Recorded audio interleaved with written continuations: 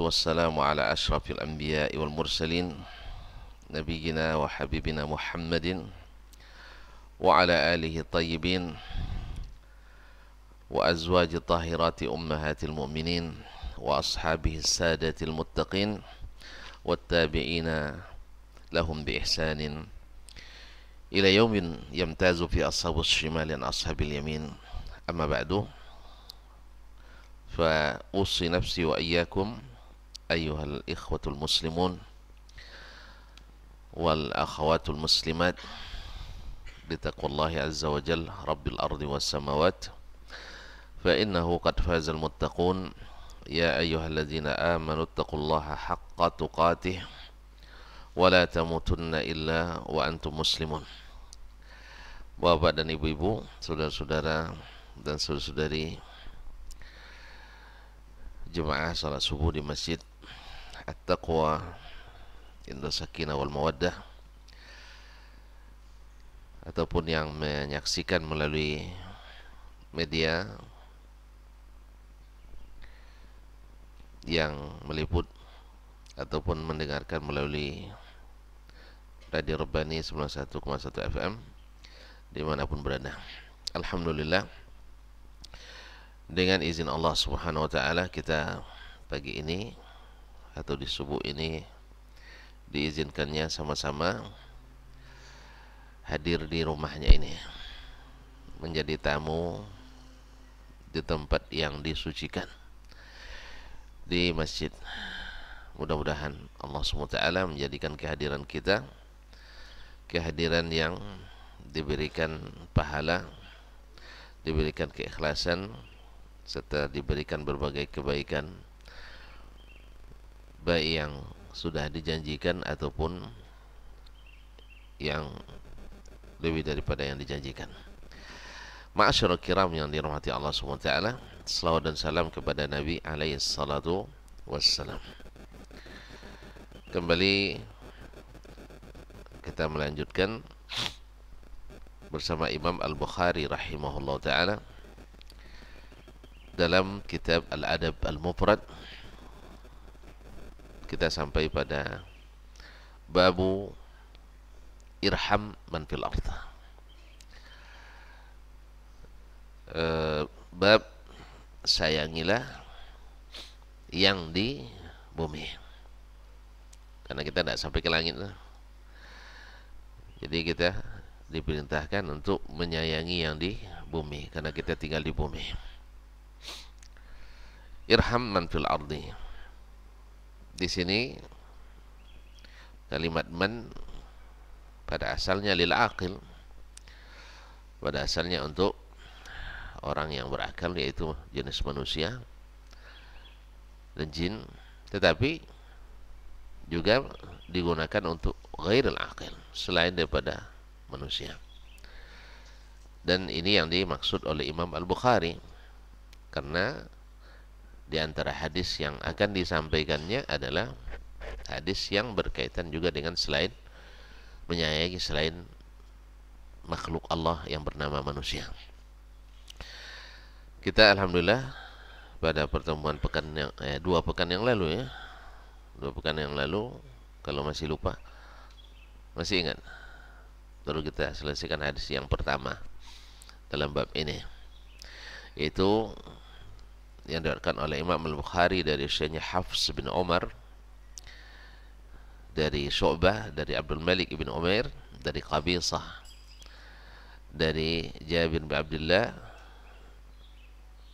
dari Umar bin Al-Khattab radhiyallahu ta'ala, la yarhamu man la yurham, tidak akan dikasayangi yang tidak menyayangi, wa la yughfar liman la yaghfir, tidak akan diampuni yang tidak mau mengampuni, wa la yutabu ala man la yatub, dan tidak diberikan taubat bagi yang tidak mau bertobat, wa la yuwaqqa man la yatawaqqa, dan tidak akan dijaga dari kemaksiatan orang yang tidak menjaga-jaga diri dari kemaksiatan.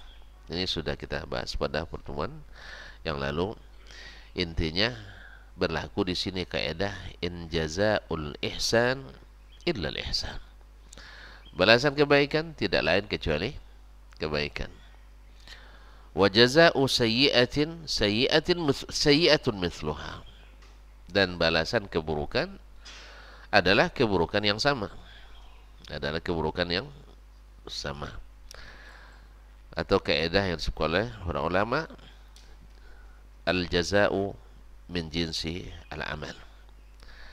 Balasan yang kita terima sesuai dengan jenis amal yang kita lakukan. Penyayang disayangi, pemarah dimarahi.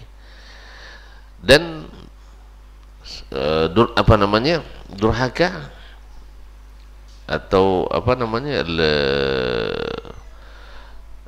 zalim, Allah akan siap pula orang yang akan menzaliminya.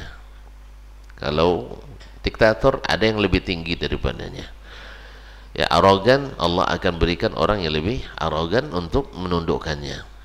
Seperti yang kita lihat banyak dalam kejadian, barangkali kejadian hari ini yang jadi berita viral juga salah satu contoh bahwa setiap apapun kita, segarang apapun, ada yang lebih garang dari kita. Ya, sekuat apapun kekuasaan, ada Allah berikan orang yang lebih berkuasa daripadanya. Oleh itu maka di sini juga dalam bab ini termasuk menyayangi juga bersifat umum, manusia baik yang muslim maupun yang bukan muslim, orang Islam atau seluruh orang muslim. Bagaimana menyayangi orang yang tidak muslim? Ya, kita sayang ke mereka dalam kesesatan sehingga kita bersemangat untuk menyampaikan hidayah kepadanya, atau sayang pada mereka dalam menderita lalu kita berikan bantuan yang diperlukan. Ini bolehkan karena ini sesuai dengan misi Nabi SAW, di mana beliau diutus Allah SWT menjadi rahmatan lil alamin.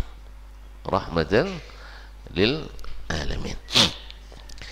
Hadis yang kedua dalam bab ini, qala al-Imam Al-Bukhari rahimahullah, haddatsana Musaddad, telah menceritakan kepada kami Musaddad. Musaddad adalah Musaddad ibn Musarhad ibn Musarbal ibn Mustawrid Al-Basri Abul Hasan, thiqatun hafiz.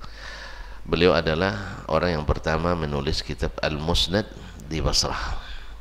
Jadi ada jenis kitab hadis namanya Al-Musnad, yaitu yang disusun berdasarkan urut nama para sahabat. Jadi hadis Umar misalnya, hadis Abu Bakar, hadis Umar dan sebagainya berdasarkan nama-nama sahabat. Itu disebut dalam kitab Al-Musnad. Nah, Musnad yang paling terkenal dan paling besar diantaranya adalah Musnad Imam Ahmad rahimahullah ta'ala. Qala hadatsana Ismail ibn Ibrahim. Dia berkata telah menceritakan kepada kami Ismail bin Ibrahim. Ini Nabi Ismail. Bin Ibrahim. Ismail ibn Ibrahim ibn Miqsam Al-Asadi, dikenal dengan Ibnu Ulayyah. Dikenal dengan Ibnu Ulayyah Al-Kufi. Juga thiqah. Qala haddatsana Ziyad ibn Mikhraq, telah menceritakan kepadaku Ziyad ibn Mikhraq. Ziyad ibn Mikhraq Al-Kufi an Muawiyah ibn Qurrah, dari Muawiyah ibn Qurrah, yaitu Muawiyah ibn Qurrah ibn Iyas ibn Hilal Al-Muzani Al-Mahri. Al-Muzani Al-Mahri juga thiqah. An abihi, dari bapaknya. Bapaknya adalah Muawiyah, Qurrah ibn Iyas ibn Hilal Al-Muzani Al-Mahri. Ini adalah sahabat Nabi alaihi salatu wassalam radhiyallahu anhu. Qala, dia berkata, qala rajulun, berkata seorang laki-laki, yakni di kalangan sahabat radhiyallahu anhum, ya Rasulullah sallallahu alaihi wasallam, wahai Rasulullah sallallahu alaihi wasallam, inni la azbahu syata fa arhamuha. Saya mau menyembelih kambing tapi saya sayang kepadanya. Jadi ada rasa kasihannya. Kadang-kadang kan sayang dengan tegas bercampur. Sayang dengan tegas bercampur. Sekarang kan kambing ya memang Allah ciptakan untuk untuk dikusuk-kusuk saja gitu ya, untuk dimanja-manjain, tidak. Memang dibesar-besarkan, gemuklah kamu ya, dah licin, dah bagus, dah indah. Habis itu disembelih, memang itu disembelih. Ya Ustaznya, tidak ada orang kambing untuk dipelihara untuk jadi perhiasan rumah, tidak. Tapi kambing adalah memang untuk dimakan. Itu sudah merupakan sunnatullah dan itu halal. Nah, kalau bukan karena Allah halal kita nyembelih, tidak boleh kita sembelih itu. Makanya manusia boleh sembelih? Hah? Manusia boleh? Tidak, karena tidak halal. Tidak boleh. Walaupun badannya gemuk, banyak dagingnya, tidak boleh. Tidak bisa dikorbankan. Ya, atau mungkin tidak berguna lagi, juga tidak boleh. Karena apa? Allah haramkan. Tapi kalau yang namanya hewan, ya seperti kambing dan sebagainya, memang untuk itu. Cuman di saat menyembelih itu ada rasa sayang kita, ada rasa sayang gitu. Sampai-sampai orang buat apa, semacam apa namanya itu, meme ya, dibuatnya ikan, diambil dari lama air baskomnya itu, mau disembelih dia nangis ikan itu, tidak jadi disembelih. Pandai juga orang ini, nangis kayak bayi dia. Allah musta'an. Kaum muslimin dan musliman, jadi kata sahabat ini, saya nak nyembelih kambing tapi saya kasihan. Tapi apakah kasihan ini membuat kita tak akan menyembelih? Sayang, memang sayang. Sama juga di saat kita, seorang anak manusia membuat suatu kesalahan, yaitu misalnya perbuatan menghilangkan nyawa orang, baik berencana atau tidak berencana. Kalau di kita kan dibedakan berencana dengan tidak berencana. Ini berencana atau tidak menghilangkan nyawa orang, konsekuensinya dihilangkan pula nyawa kita, qisas. Kecuali ada harapan dimaafkan oleh ahli waris, dimaafkan oleh wali waris. Walaupun satu orang yang memaafkan dari 100 orang, misalnya ahli warisnya ada 100, yang memaafkan satu, dah gugur hak qisas semuanya. Masya Allah, tabarakallah. Saya masih ingat waktu di Madinah pernah menangani kasus seorang TKW kita membunuh majikannya dengan darah dingin, bukan darah panas, darah dingin. Apa maksud darah dingin itu? Artinya tidak ada menyesalnya sedikit pun nampaknya ya. Baik ketika saya bertemu di Kejaksaan Tinggi waktu itu, interogasi sebelum untuk mengambil BAP ini kan, maupun sampai di pengadilan. Saya juga hadir juga di pengadilan waktu sidang. Tidak ada menyesalnya, betul-betul dingin darahnya. Padahal yang dibunuh itu punya anak yang masih baik. Ya mungkin karena Allah alam tidak ada lagi rahmat dalam hatinya, atau karena kemarahan yang sudah memuncak sehingga hilang sama sekali rasa kasih. Nyesal pun tidak nampaknya. Entah setelah itu, Allah alam. Kita anjurkan untuk bertobat pada Allah SWT. Akhirnya diputuskan karena memang betul-betul direncanakan untuk membunuh olehnya, dan sadis, pembunuhannya sadis, na'udzubillah. Ma'asyal kiram dirahmati Allah SWT. Nah, kapan baru dilaksanakan? Tunggu anak yang masih bayi ini mencapai umur balik. Setelah dia balik nanti baru ditanya dimaafkan atau tidak. dimaafkan atau tidak. Jadi tidak otomatis langsung dieksekusi, tidak. Jadi masih ada waris yang belum bisa ditanya sekarang. Oleh sebab itu kaum muslimin dan muslimat dirahmati Allah, qisas itu bukan masalah mudah, masalahnya masalah berat. Masalah berat. Jadi tidak, keputusannya tidak otomatis langsung otomatis eksekusi, tidak. Semuanya, bahkan dari pengalaman yang kami hadapi, hakim pun mengarahkan untuk dimaafkan. Artinya diberikan pandangan-pandangan, nasihat-nasihat bahwa memaafkan itu lebih diutamakan daripada menghilangkan nyawa. Kadang-kadang kan orang ini kan tidak sengaja kan, sama dengan orang marah sama istri, jatuh tolaknya, habis itu nyesal dia kan. Dia kan tidak sengaja, itu apa boleh buat. Iya, kalau ditunggu orang menjatuhkan tolak tidak marah, jarang terjadi, pasti karena marah. Ada orang, dek kamu cantik sekali, saya tolak ya, tidak mungkin. Pasti ketika kelihatannya jelek waktu itu, buruk waktu itu. Ya, kalau sudah kelihatan buruk, kamu tuh kalau marah lebih parah dari buruk katanya. Dan Allah musta'an. Jadi kaum muslimin dan muslimat, jadi ketika hukum ini dilaksanakan, orang yang eksekutornya ini mesti ada rasa sayangnya juga. Rasa sayangnya. Cuman rasa sayang ini tidak bisa kita kedepankan karena ini eksekusi yang diwajibkan Allah Subhanahu wa ta'ala untuk menjaga kehidupan. Untuk menjaga kehidupan. Oleh sebab itu Allah katakan wala ta'khuzkum bihima ra'fatun fi dinillah.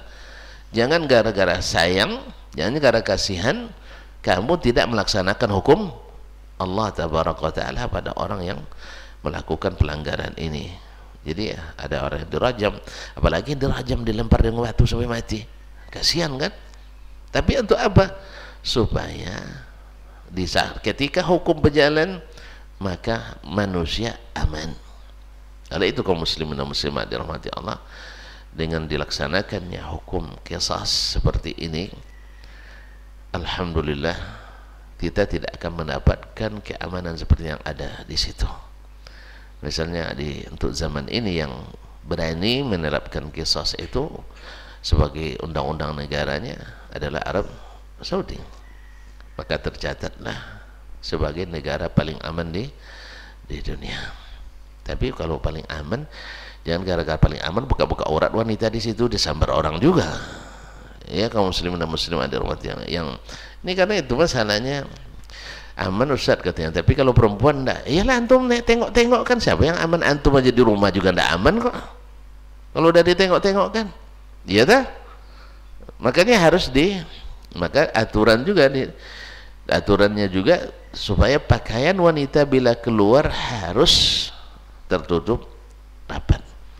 Nah, cuman kan desakan-desakan dunia internasional hari ini, termasuk mungkin kita juga termasuk yang mendoakan keburukan bagi mereka, akhirnya mereka seperti orang sendiri di seluruh dunia. Coba bayangkan, sendiri di seluruh dunia mewajibkan wanita pakai hijab bila keluar rumah, akhirnya lama-lama longgar juga. Longgar juga, ditambah lagi doa-doa kita yang di sini semoga jatuh kerajaan itu misalnya. Karena banyak juga yang mendoakan tidak lama lagi hancur itu katanya kan. Kenapa? Karena mereka negeri yang menegakkan tauhid, negeri menegakkan sunnah dan menjauhkan bid'ah, lalu disiripkan dan disisipi dengan orang-orang yang liberal, sehingga akhirnya semakin lama semakin akan luntur juga. Karena ibarat sekokoh apapun batu, tapi di titik air saja bisa bikin lubang, apalagi ini seluruh mengarah gitu, seluruhnya mengarah. Coba lihat contoh konkret saja, ketika Irak menyerang Kuwait tahun 91, lupa ya, 91 ya, Raja Fahd menelpon, mentelegram 29 pimpinan negara Islam untuk minta solusi dan bantuan. Alhamdulillah tak satu pun berani, tak satu pun berani, karena mereka takut sama paman Sam. Karena memang konsepnya di belakang tuh Pak paman Sam memang ya, mereka takut semua. Gimana tidak takut? Bagaimana tidak takut? Apa pula yang nanggung semuanya kan? Allah Ustaz. Akhirnya karena tidak ada lagi dan Amerika mendesak terus untuk memberikan bantuan, akhirnya terpaksa diterimalah uluran tangan paman Sam itu dengan sekutunya. Jadi apa boleh buat? Akhirnya terpaksa lah. Dengan kondisi seperti ini ulama mengeluarkan fatwa. Bukan dipaksa, memang kondisi terpaksa. Ya di saat itu ya umat Islam tidak ada yang berani. Pakistan tidak berani, Indonesia juga tak maaf cu kalau ceniko tidak tolong lucunya lah bahas itulah kan dilawan to'acu sam tidak isah adanya. Ya lalu kata keneknya kau nak menasi dan nak yatim dulunya kan. Allah Ustaz. Jadi kaum muslimin dan muslimat di apalagi negara-negara Arab yang lain yang rata-rata sekuler pemimpinnya waktu itu sampailah di anglonya rasakan sama kamu. Allah Ustaz. Akhirnya terpaksalah uluran tangan bantuan dari paman Sam itu diterima. Kalau begitu menurut pepatah kita ketujuh ayam padi obah. Tahu tak? Tahu padi bila rebah ayam setuju sekali, tak perlu lompat-lompat lagi, tinggal makan. Itu yang dicari-cari oleh Ocu itu paman Sam itu. Kaum muslimin dan muslimat. Nah, pelaksanaan hukum ini harus walaupun ada rasa kasihan. Sebab apa? Kalau mengatakan walakum fil qisasi hayatun ya ulil albab. Bagimu dalam melaksanakan qisas itu adalah menjamin kehidupan. Maka tercatat di dunia internasional negeri teraman di dunia. Dengan qisas itu kita dapatkan tidak ya pengumuman qisas itu diumumkan secara nasional. Orang takut. Kadang dalam setahun nggak ada hukum qisas. Dalam setahun berlalu dari seluruh kerajaan tidak ada hukum qisas. Nah, coba tengok kita tiap hari ada pembunuhan ya tiap hari ya, dan di setiap negeri kalau di persentase na'udzubillah untunglah Indonesia ini subur gitu, jadi mati satu lahir 50. Jadi sampai risau pula orang PKKN buatnya apa cara menekan pertumbuhan penduduknya. Jadi kiranya rezeki itu kita yang ngatur. Maka rezeki kalau kita yang ngatur semakin payah. Ya rezeki itu biarkan Allah yang mengaturnya. Makanya kaum muslimin dan muslimat, sejak saya balik-balik berakal, ya saya lihat kampanye pemilihan pemimpin kita selalu masalah ekonomi, dan alhamdulillah saya tengok seluruhnya gagal mengurus ekonomi. Utang tambah banyak terus ya. Kalau menurut ekonomi dengan utang dan pandai jadi presidennya ya, bayar utang ini untuk berutang lagi, bayar utang bunga berbunga, semua kata pandai itu. Tapi bagaimana supaya utang minus, kemudian sumber daya alam, sumber daya manusia ini maksimal dimanfaatkan. Tentu saja rumusnya dan jelas. Allah yang maha penguasa itu mengatakan walau anna ahlal qura amanu wattaqau, iman dan takwa itu rumusnya itu aja. Makanya ketika kita diberi nikmat, bukan pesta maksiat yang kita lakukan. Ini tidak diberikan nikmat kemerdekaan, kebanyakan perayaannya berisi maksiat. Gimana nak berkah? Gimana nak berkah? Kebanyakan perayaan kemerdekaan yang merupakan berkat rahmat Allah yang maha esa, tetapi kita lumuri dengan berbagai kegiatan yang berdosa. Allah musta'an. Karena memang definisi kita syukuran itu bergembira, padahal syukuran itu adalah ibadah. Definisi memang sudah jauh melenceng. Ya, Nabi diberikan kemerdekaan Fathu Makkah, beliau bersyukur dengan menambah ibadah, bukan dengan melakukan pesta-pesta dan sebagainya, apalagi diisi dengan maksiat. Oleh sebab itu bagaimanapun secantik apapun program peningkatan ekonomi, insya Allah tidak akan diberikannya. Apa sebab? Syarat dan ketentuan berlaku. Syarat dan ketentuan berlaku. Oleh sebab itu, mohon maaf kalau saya tidak tertarik dengan kampanye ekonomi. Apa sebab? Apa sebab? Semuanya janji-janji manis di bibir, tak ditepati. Nah, Allah musta'an. Tapi kalau ada yang menjanjikan, kalau saya jadi pemimpin, negeri ini menjadi negeri yang baldatun thayyibatun rabbun ghafur. Itu semangat saya, insyaallah taala. Ya, semangat. Kapan? Allahu a'lam. Kita lihat saja nanti. Nah, kembali ke sini kaum muslimin dan muslimat dirahmati Allah. Inni la arhamu syat, afwan, inni la azhabu syat wa arhamuha. Saya menyembelih kambing tapi sayang. Nah, sayang itulah yang membuat seseorang innallaha katabal ihsan fi kulli syai'. Allah mewajibkan untuk berbuat baik dalam segala sesuatu. Fa idza zahbahtum fa ahsinul zibhata. Bila kamu menyembelih maka baikkanlah sembelihan. Wal yuhidda ahadukum syafratahu, hendaklah dia menajamkan pisaunya. Wal yurih zabihatahu, buat sembelihannya setenang mungkin. Buat setenang mungkin. Kalau pisau tajam, di saat disembelih tidak seperti pisau yang tumpul. Kemudian jangan diperlihatkan kepadanya yang sudah disembelih, maka dilindung. Kalau bisa darahnya saja jangan sampai terbahun gitu. Makanya kalau di tempat-tempat penyembelihan yang sempurna syarat-syarat syar'inya, itu darah itu sebelum disembelih yang lain disiram dulu semuanya. Dibuatkan, dialirkan airnya, disiram dulu, baru setelah itu baru disembelih yang lain lagi.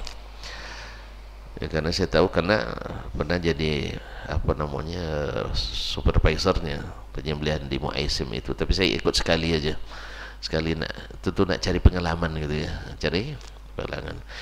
ternyata memang bersama jemaah haji lebih senang daripada bersama kambing-kambing. Itu catatan saya, karena biasanya saya musim haji tentu mendampingi jemaah, tapi bukan ikatan kerja, tidak.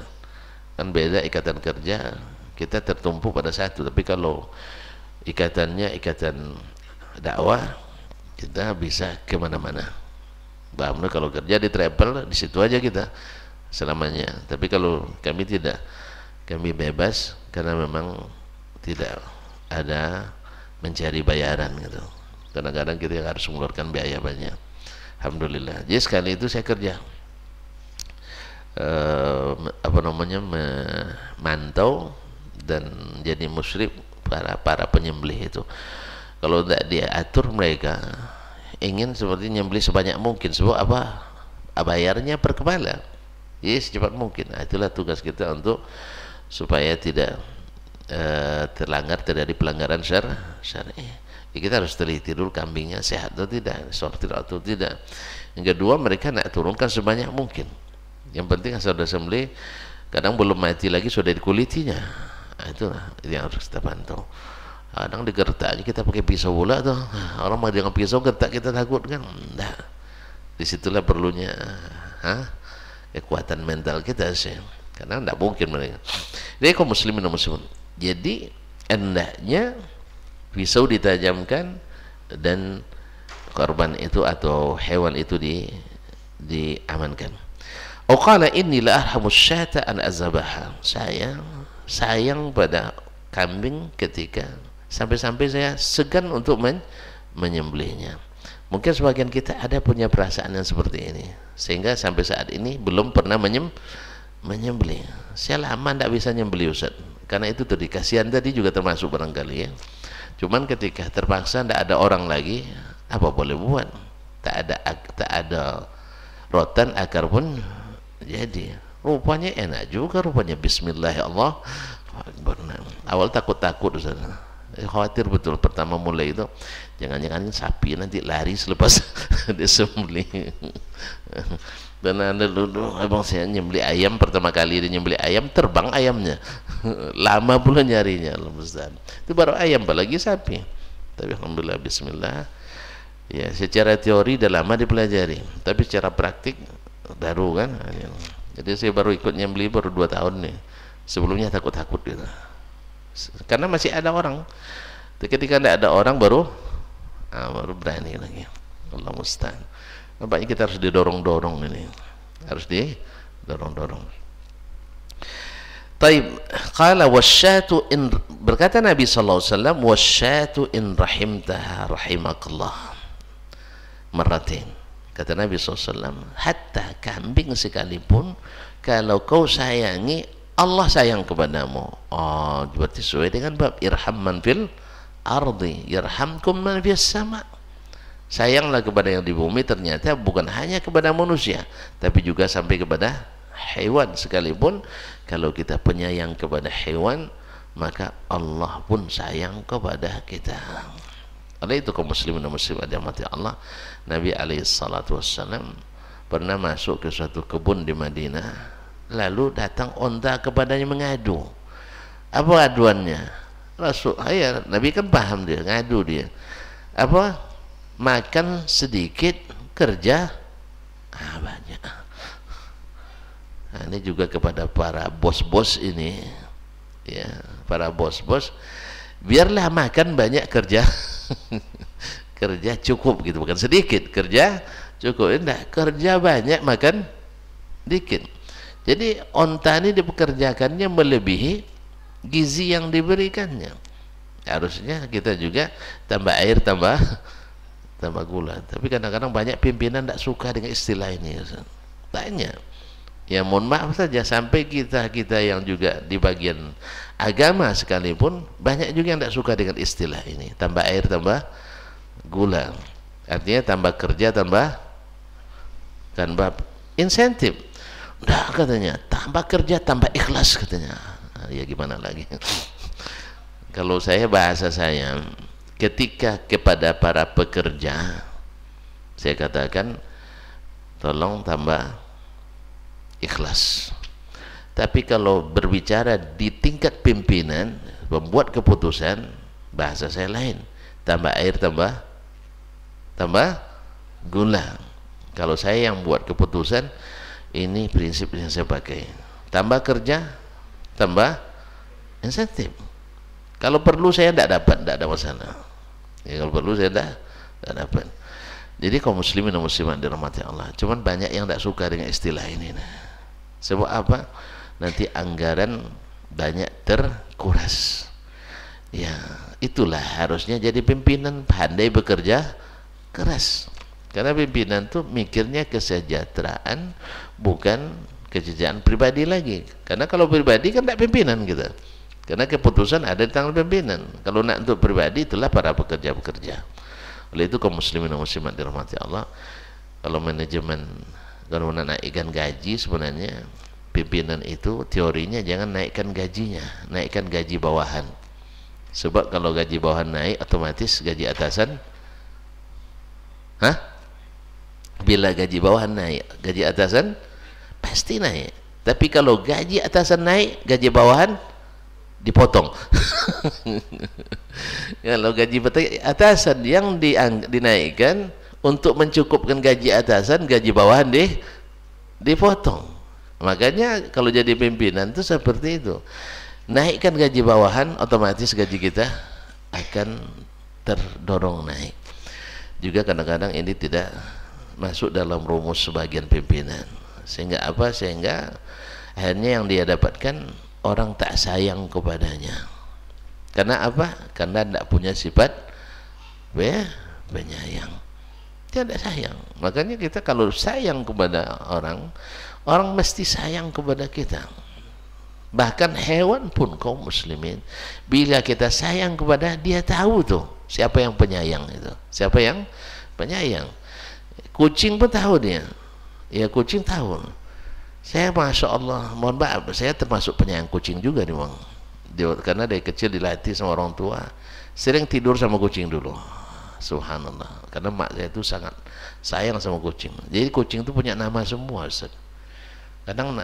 Kadang nama orang dikasih sama mak saya itu nama orang.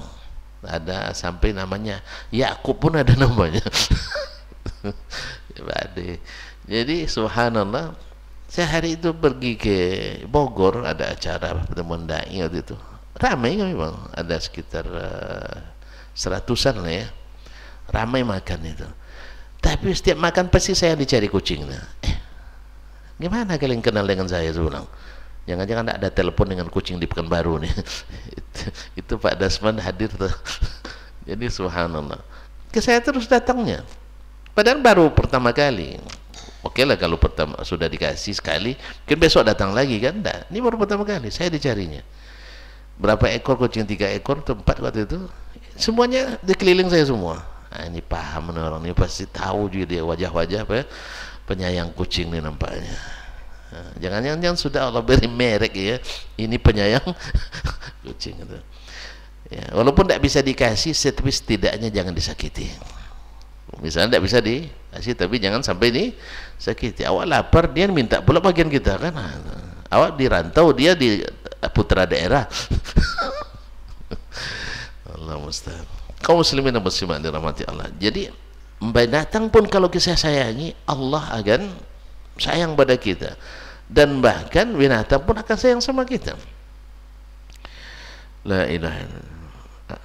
Sama bahkan seperti misalnya hewan yang suka bengongong, apa namanya? B ya? B1. B2 apa 1? Nah, oke lah, B1 ya. Nah, B1 saya tidak tahu.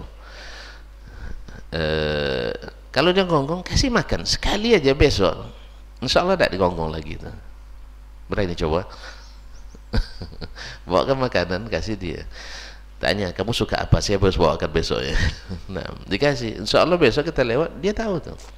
Makanya ada buku ditulis oleh seorang ulama, Muhammad bin Abdullah bin Marzuban. Judul bukunya Fadlul Kilab ala kathirin mimman labisa thiyab. Keutamaan anjing dari sebagian orang yang pakai baju. Tahu orang yang pakai baju? Ya manusia. Nah, manusia. Ada beberapa sifat yang kadang-kadang baik terdapat pada binatang tapi tidak terdapat pada sebagian manusia. Allah musta'an. Baik, kita lanjutkan. Qala al-Imam Al-Bukhari rahimahullah, hadatsana Adam, telah menyampaikan kepada kami Adam, yaitu Adam ibn Abi Iyas Abdurrahman Al-Asqalani. Adam bin Abi Iyas Al-Asqalani Al-Khurasani al-asl. Ini termasuk guru Imam Al-Bukhari yang junior.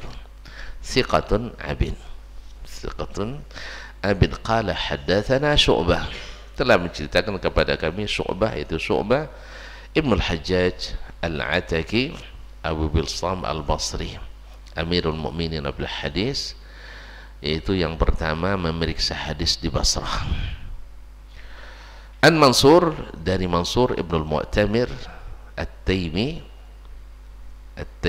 qala sami'tu, juga thiqah, qala sami'tu Aba Uthman Maula al-Mughirah bin Syu'bah. Saya mendengar Abu Uthman Maula al-Mughirah bin Syu'bah. Ini bukan Abu Uthman An-Nahdi, bukan Abu Uthman An-Nahdi. Yaqul sami'tu Abu Hurairah, saya mendengar Abu Hurairah radhiyallahu ta'ala anhu, yaqul, berkata, sami'tu an-nabiyya sallallahu alaihi wasallam as-sadiq al-masduq, saya mendengar Nabi sallallahu alaihi wasallam as-sadiq al-masduq, yang benar dan dibenarkan. Abul Qasim sallallahu alaihi wasallam yaqul, dia berkata, bersabda, la tunza'ur rahmatu illa min syaqi, la tunza'ur rahmatu illa min syaqi, tidak dicabut sifat penyayang kecuali dari orang yang syaqi. Syaqi itu kaum muslimin, asli maknanya adalah orang yang merugi, orang yang menderita, orang yang tidak bahagia. lawan daripada sa'id. Kalau dalam hadis Abdullah bin Mas'ud, yaitu tentang dituliskannya takdir kita, 4 yang Allah tuliskan, diantaranya adalah syaqiyun au sa'id. Syaqiyun ahli neraka, sa'id ahli surga. Jadi rahmat kalau sudah tidak ada, ini can masuk neraka. Sebab tidak ada kasih sayang. Di dunia adalah tempat bagi sayang. Kalau tidak diberikan, Allah tidak berikan dia kasih sayang untuk masuk surga. Karena rahmat itu dengannya kita berkasih sayang. Ketika kita berkasih sayang, Allah pun beri kita rahmat. Kalau kita tidak berkasih sayang, Allah tidak sayang pula. Kalau Allah tidak sayang, pasti kita tidak bahagia. Dan kalau tidak bahagia, masuk neraka. Oleh sebab itu, la yaslaha illal ashqa. Neraka itu tak masuk ke dalamnya kecuali orang-orang yang syaqi, orang yang paling menderita. Demikian juga di dunia, orang yang tidak penyayang pasti tidak nyaman. Tidak ada nyamannya orang tidak penyayang, tidak ada nyamannya. Ya, orang nak marah terus, gimana nak nyaman? Ya sih? Orang yang nak marah terus, orang yang nak menghabisi orang terus, mana nyamannya? Tidak ada siapa kasih sayang. Oleh itu kaum muslimin dan muslimat, maka tidak akan dicabut rahmat kecuali dari orang yang tidak beruntung, orang yang merugi. Ma'asyiral kiram dirahmati Allah SWT. Makanya orang-orang yang tagha, orang-orang yang yang keras, orang-orang yang melampaui batas, nanti Allah akan tundukkan pula untuk menghabisinya orang-orang yang lebih dahsyat daripadanya. Nasallallahu alaihi afiyah. Kemudian berkata Imam Al-Bukhari rahimahullah, haddatsana Musaddad, telah menyampaikan hadis ini kepada kami Musaddad ibn Musarhad ibn Musarbal ilmu Mustawrid Abul Hasan Al-Basri, yang disebutkan pada sanad sebelumnya adalah yang pertama nulis kitab Al-Musnad di Basrah, thiqatun hafiz. Qala haddatsana Yahya, telah menceritakan kepada kami Yahya. Yahya siapa nih? Hah? Yahya banyak, Yahya Ma'ali no? Yahya ibn Sa'id ibn Farrukh.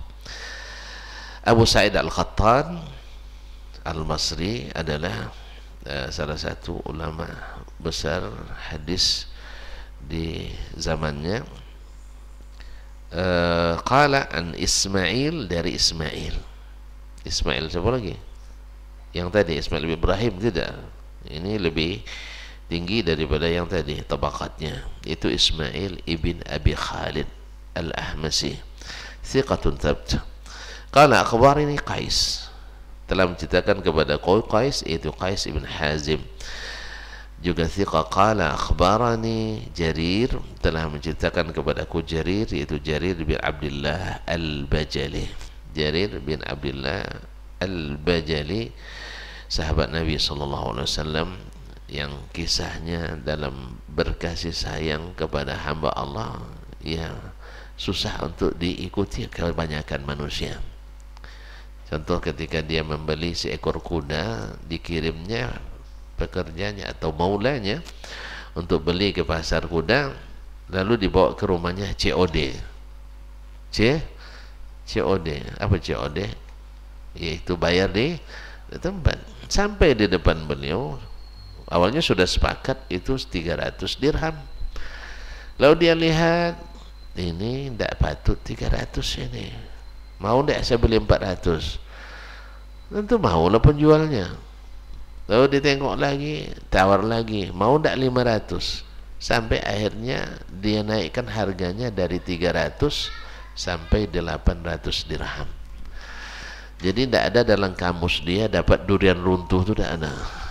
Ya, dia beli, baik orang terdesak tidak terdesak, beli dengan harga yang patut dan pantas. Orang tentu pada umumnya, dan itu boleh ya, secara hukum fikih boleh ya, saya terdesak nih, HP ini harganya mungkin 200.000, tapi karena saya butuh, saya jual 100. Boleh enggak sah jual beli? Sah, tak ada masalah. Nah, boleh saya jual. Atau tanah misalnya harga asli 100 juta, cuman orang kan bayar 100 juta, orang kan tidak mau. Mana orang nak beli tanah? Tapi kalau dikurangi jadi 70 juta, banyak yang berebut. Saya kurangi karena hak saya. Walaupun saya perlu uang, tapi jual ini kan tidak terpaksa, tidak dipaksa saya menjualnya. Cuman saya terpaksa jual karena saya butuh. Maka secara syar'i boleh saja. Tapi yang punya hati-hati mulia seperti Jarir bin Abdullah, dia katakan tidak. Walaupun ditawarin 300, tapi pantasnya 800. Pernah antum beli kayak gitu? Hah? Beli plastik aja dulu. Berapa nih? 2.000. Mau enggak 5.000? Coba aja sekali-sekali gitu. Beli sayur di pasar itu. Kalau kita sampai 800 dirham mana berani kita Ustaznya. Beli mobil berapa nih? 120 juta. Mau enggak 200 juta? Mana ada kita? Hah? Asli, kalau enggak bisa di ini sayur-sayur aja lah, coba dulu. Karena banyak nenek-nenek tua yang jualan itu, kasihan kan? Nah, misalnya berapa sayur, beli pakis misalnya, atau paku ya. Orang kita ini memang kuat-kuat, sayurnya paku ya, goreng pisangnya batu, minumnya pakai gula pasir, hebat-hebat, keras-keras makanannya. Jadi kaum muslimin dan muslimat dirahmati Allah, dibilangnya ini 3.000 nak katanya, 25.000. Nah, bayarlah. Nah, sekali ini boleh tidak saya bayar 10.000? Bagi antum 10.000, 5.000 itu kan berapa lah? Ya dah, tapi bagi dia 5.000 itu luar biasa. Lama tuh monongnya itu. Lama tuh monongnya itu. Malaikat tadi yang beli sama saya tuh. Iya. Ya, kami juga pernah ngusilin nenek waktu itu di Danau Bingkuang kan. Beli durian bang, 1 peke. Tahu ke peke? Ketidiang. Tambah nak tahu gimana nih? Kombui. Ya gimana lagi ya, apa bahasanya lagi yang sama? Hah? Keranjang, keranjang yang dari bambu itu. Nah, jadi berapa ini semua? Katanya 165.000 itu ya, 165. Saya tetap bertahan, enggak 150 saya bilang. Enggak mau nenek itu kan, enggak mau dia 150. Akhirnya sepakat lah, biarlah kalau nenek 165, saya kasih 200. Jadi 165 harga duriannya, 35 untuk beli sirih. Ya, mana tahu nenek itu memang kan sirih pakai. Alah, mau tuh monong dia tuh. Kami udah berangkat, dia belum juga beranjak dari tempatnya. Coba bayangkan. Ya, padahal tadi saya ngotot sekali, sengaja ngerjain gitu. Pokoknya kalau enggak 150 saya enggak bayar. Nah, lama saya tawar menawar gitu. Tapi saya sudah berniat hanya ngerjain saja. Nah, hanya ngerjain aja. Akhirnya sekitar 200, subhanallah, lama tuh menung dia. Kami udah berangkat, dia masih di situ juga. Perhatikan. Nah, tadi awak ngotot nak minta 150 kan, tiba-tiba dibayar 200 gitu. Demikian bahagianya orang itu. Dan pasti kita lebih bahagia lagi, karena tidak mungkin bahagia kecuali, tidak mungkin membahagiakan kecuali orang yang sudah bahagia. Alhamdulillah. Inilah kasih sayang yang Allah berikan. Nah, Jarir bin Abdullah memberikan itu karena memang dia mengatakan, saya berjanji kepada Nabi sallallahu alaihi wasallam ala nushi likulli muslim, saya berjanji kepada Rasulullah SAW untuk jujur kepada setiap muslim. Nah, di sini juga dia beratkan dari Nabi SAW, man la yarhamun nas la yarhamuhullah, siapa yang tidak kasihan kepada manusia, Allah tidak kasihan kepadanya. Jadi dia, karena dia ingin kasihan Allah kepadanya, maka dia pun selalu mengutamakan kasihan kepada manusia. Dan itu diantara yang diriwayatkan tentangnya, karena kasihan kepada si penjual, maka dia naikkan harga. Walaupun pada umumnya orang pembeli suka menjatuhkan harga, bukan menurunkan, menjatuhkan harga ya. Bapak baju katanya 50, gini aja 50, pasti gitu. Terkejut penjual tuh kan. Nah, kalau enggak balik jangan cito bang ini kan. Gitu. 50 katanya. Ini 5.000 cuma katanya. Rupanya 5.000 tahun 65 Ustaz. Dia beli tahun 2020. Aduh, dia minta 5.000 lagi. Allah musta'an. La haula wala quwata illa billah. Jadi kaum muslimin dan muslimat dirahmati Allah, singkatnya bahwa bila ini adab ini diterapkan, maka kasih sayang Allah akan banyak diturunkan. Dan bila kasih sayang Allah banyak diturunkan, maka kita akan hidup dalam kebahagiaan, keamanan dan kenyamanan. Tapi bila sudah dicabut, la haula wala quwata illa billah. Manusia kadang lebih buas dari binatang. Ya, melihat orang, kita bukan justru kasihan, tapi ya justru akan mungkin bergembira melihat orang menderita. Dan tidak jarang dulu ketika baru naik mobil bang, kata apa, kasih rumus apa namanya, yang sopir-sopir travel nih bilang, kamu kalau nak pandai bawa mobil, lihat orang kecelakaan jangan kasihan katanya, matilah kau di situ katanya. Tadi mana pula rumus, untung tak jadi saya terima kaji itu. Jadi katanya kalau lihat orang kecelakaan jangan ditolong, kalau enggak jadi, enggak, penakut antum jadi katanya. Nah, untung saya tidak terima kaji itu, bahwasanya kita harus dalam menyetir itu selalu mengedepankan kasihan. Ya, lihat orang naik motor depan kita mau cepat pun jangan masuk, karena pasti dia turun ke aspal. Dia pasti turun ke aspal. Jelas ya. Ini kadang-kadang mentang kita besar, mentang mobil kita cepat, akhirnya kita masuk juga sehingga mepet orang. Yang namanya Honda lawan mobil itu ngelak dia, tapi sumpah serapannya akan keluar itu macam-macam, nanti dibilangnya sama kita itu. Allah musta'an, sampai berdosa pula dia gara-gara gitu kan. Nah, Allah musta'an, semua keluar, sampai ayah mak kita cacinya itu. Nah, oleh sebab itu maka tolong dikedepankan ini ya. Bahkan mengalah adalah salah satu rumus selamat dalam mengemudi ya. Kalau tuntun masuk ke tempat-tempat yang tertib, ada 5 rumus keselamatan. Di antaranya adalah mau mengalah.